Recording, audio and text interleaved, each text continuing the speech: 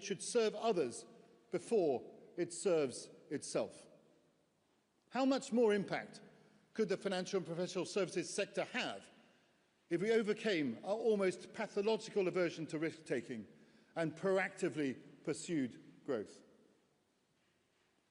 If we really considered how to serve others before we serve ourselves? With the Office of Budget Responsibility's warning of the daunting risks to the public finances from rising debt ringing in our ears, we need to accept that sustainable growth cannot come from the public purse alone. The financial and professional services sectors have an important role to play. Tonight, I'd like to give you an update on the steps that we have taken to drive growth and competitiveness through my mayoral theme, Growth Unleashed. It is an unabashed call to be bolder, to think smarter and take off the handbrake. Growth Unleashed is a culmination and the next logical step of the many significant reports and initiatives that have sought to address stagnant growth and encourage positive risk culture in recent years. These include the Khalifa Review for UK FinTech, Lord Hill's UK Listing Review, the City Corporation's Vision for Economic Growth, the Mansion House Compact, the work of the Capital Markets Industry Task Force, and the financial services core of the UK's modern industrial strategy. As you may have seen from the nifty schematic on the back of your menu card, Growth Unleashed marshals the work of the remarkable authors of those works and turns them into action. Under the central arrow, Mayoralty in Action, you can see the initiatives that we are pursuing during the course of this year, which point toward two key outcomes: increased jobs and growth, and better outcomes for long-term savers and pensioners. To take just one example, our scale-up showcases have given some of the country's best tech scale-ups seeking to raise between £5 and £30 million the opportunity to pitch directly to major domestic investors to help secure the capital that they need to scale, thrive and stay in Britain. These events have been enormously popular with British tech companies and also with potential investors alike. They have filled the gap as we urgently need to scale up the number of scale-up events that we have. We look forward to building on this to support the new FinTech scale-up unit within the PRA and the FCA. We will also partner with the British Business Bank and Innovate Finance, engaging industry groups across the United Kingdom to address the challenges British fintechs face in accessing capital. Of course, initiatives like our scale-up showcases are just one part of the jigsaw puzzle. I've been clear that if we are serious about achieving greater growth, increased private investment, economic and regulatory reform must be complemented by a reform of our mindset. Henry Kissinger frequently said that the pitfall that often besets a country or a sector is self-doubt. I have argued that the financial and professional services sector is the first place to find growth in our economy. The buildings are already built. The people are already trained. The regulatory system is developing rapidly to remain absolutely world-class. The missing ingredient, everybody, is confidence. In an increasingly competitive world, where rival global financial centres like Singapore and New York are investing and innovating really at speed, there is no place for stereotypical British reserve. We have to go out and play to our strengths. We need to stop waiting for the opportunities to land in our laps. There needs to be a change of mindset in the sector to match the opportunities that exist in the world today. That is why this year I have badged myself as the city's cheerleader-in-chief, seeking to inject a bit more of the can-do spirit into how we talk and we think about the United Kingdom's financial and professional services sector. I've been jumping on planes, I've been banging on doors and selling our offer to the world. and I've been using my size 12s to encourage British business leaders to do the same. Because let's face it, companies have got to stop using regulation, actual or perceived, as an excuse for lack of action. It's the kind of positive spirit that even saw my beloved Tottenham Hotspur win their first European trophy in over 40 years. If they can do that, you can do anything. All of us in this room, government, regulators, industry, are on the same page about the pressing need for both regulatory and mindset reform. Without wishing to preempt you, Chancellor, I would like to congratulate you on the publication of the Leeds reforms, which build on your previous commitment to regulate for growth, not just for risk. Reintroducing informed risk-taking into the system to boost and grow and deliver better returns for the public. The City Corporation's 2023 roadmap, Vision for Economic Growth, called for the development of a long-term strategy for the financial and professional services sector to maximise its contribution to jobs and to growth. The government has delivered with a new 10-year plan for the sector, the financial services growth and competitiveness strategy, which seeks to make the United Kingdom the #1 destination for financial services by 2035, and a Treasury-endorsed Financial Services Skills Compact. On behalf of the sector, thank you for heeding our calls. We look forward to working with you to ensure the strategy and the compact are successfully implemented. It is wonderful to see the machine cranking into gear after so many years of rumination and hesitation, much like Oasis getting back together. But now we need to go supersonic. Some might say. Come on, keep up, keep up, keep up, keep up. I got that joke anyway. Our pension system is a ticking time bomb. It could detonate within a generation.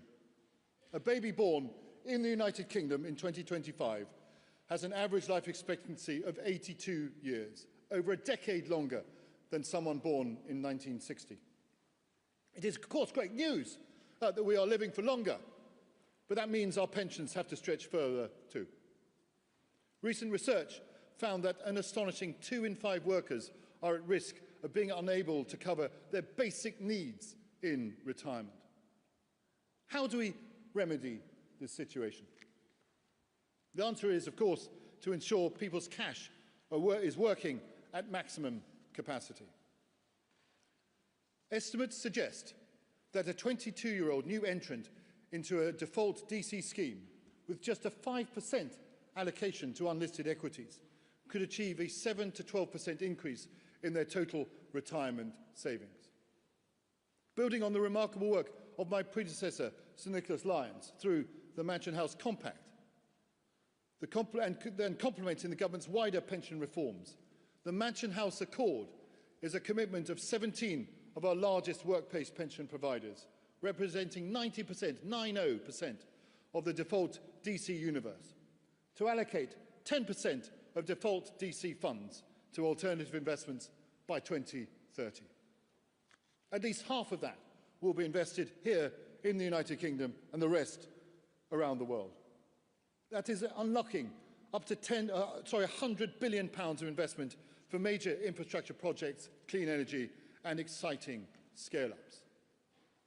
The Accord means that British pension savers will have a stake in our nation's growth, but it also has the added benefit of making these investments more attractive for international investors also. Potential international partners tell me that they want to invest in the United Kingdom, but with some honourable exceptions, many of whom are in this room, there is a lack of domestic equity providers in size to act as domestic lead investors into those infrastructure projects. The Accord helps to fill that need and also creates the opportunity for British pension funds and international investors to go hunting together for exciting investment opportunities in unlisted equities and other alternative asset classes across the world, as well as here in the United Kingdom. On the subject of which, I'd like to wish a warm welcome to perhaps my friend, His Excellency Khalid Al Falih, the Saudi Investment Minister. It's a joy to have you here, sir. Thank you. Thank you.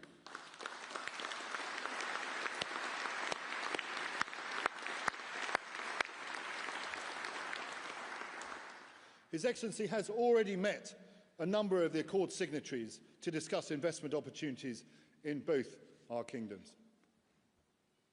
When international investors do invest here in the United Kingdom, they will soon be supported by a new concierge service within the Office for Investment, a public-private partnership investment hub we recommended to government to unlock £10 billion in additional financial services investment by 2030.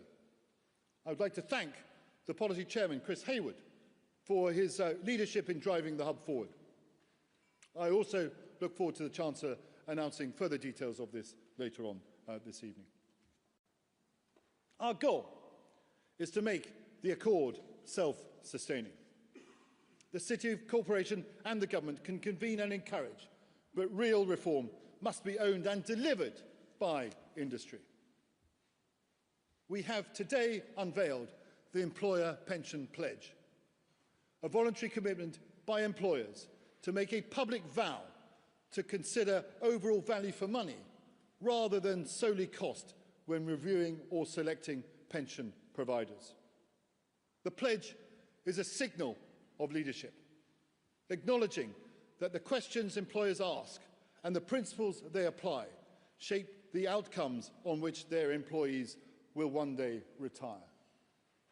I'm pleased to announce that the pledge has now been signed by 23 of the United Kingdom's largest employers. It was 22 this morning, it's now 23 this afternoon.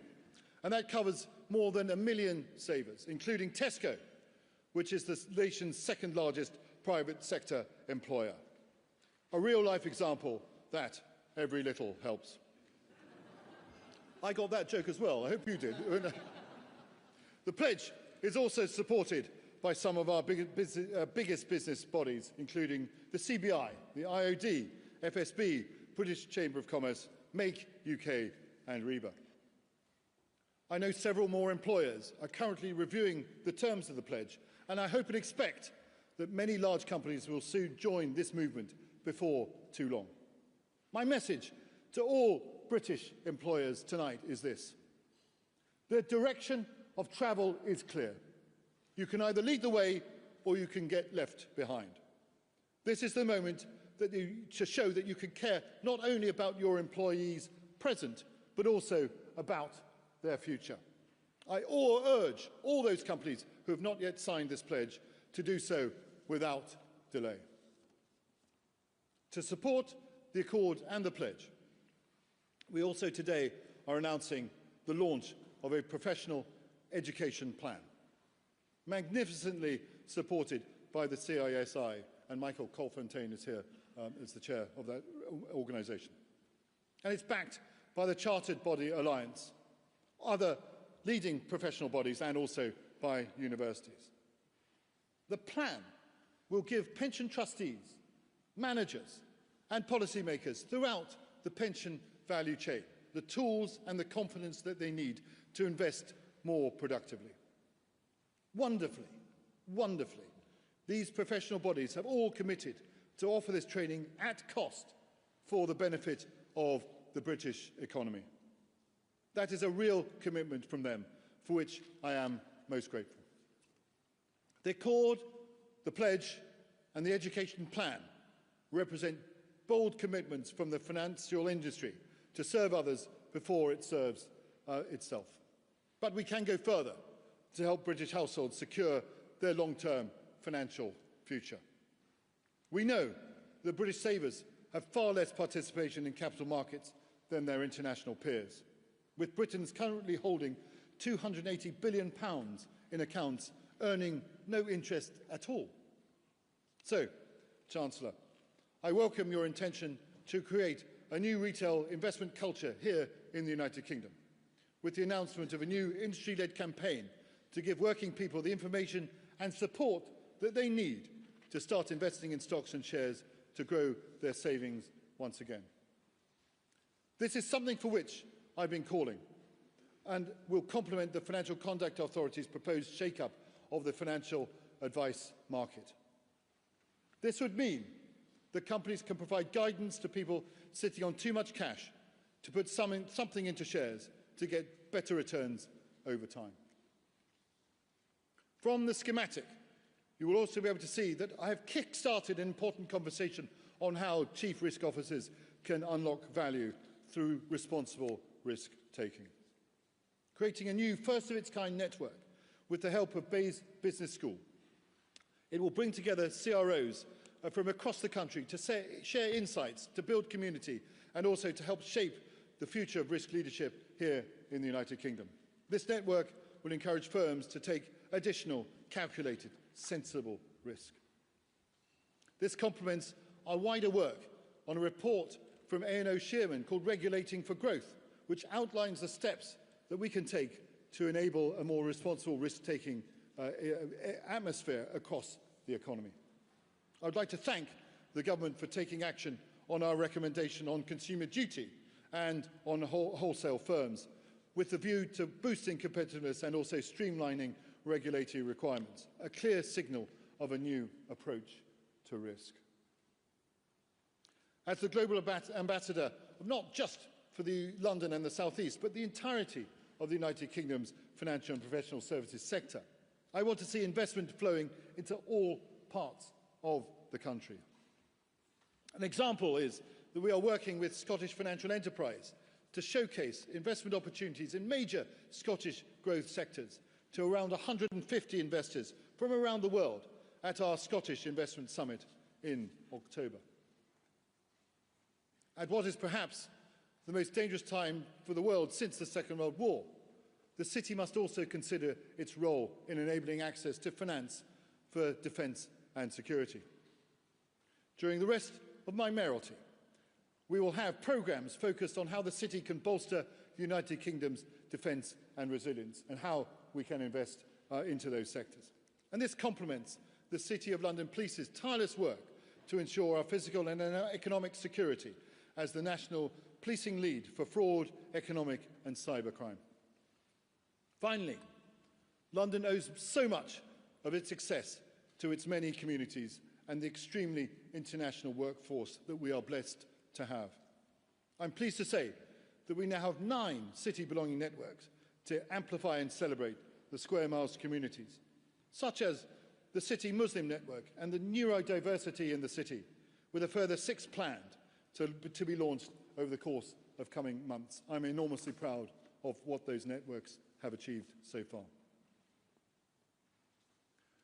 A few months before I became Lord Mayor, when I was asked by the City of London Corporation what I wanted as my strapline for the mayoral theme, my colleagues were a little bit taken aback by my blunt suggestion of "get on with it."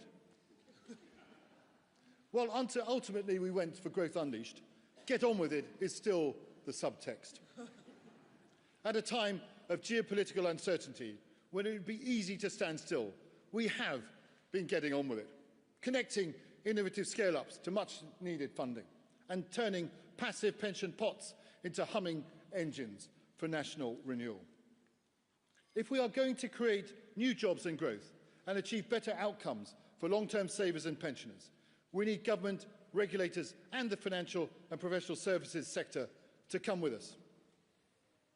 So I'm calling on business leaders to jump on planes, bang on doors and shout loudly about our strengths. I'm calling upon major employers to step up, back their workers and sign the employer pension pledge. And I'm calling on government to work in partnership with the industry to drive forward the lead reforms and also unleash a wave of dynamic growth that touches every community across the country. And please, government, continue to do everything within your power to ensure workers and investors can succeed, thrive and stay here. Ladies and gentlemen, we have a duty to serve others before we serve ourselves. Let's get on with it. Thank you very much indeed.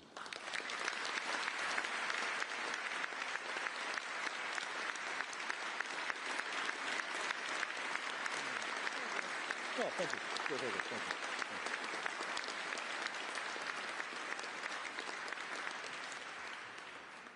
Ladies and gentlemen, I have one last request, and that is, could I please ask you all to rise if you are able and join me in a toast.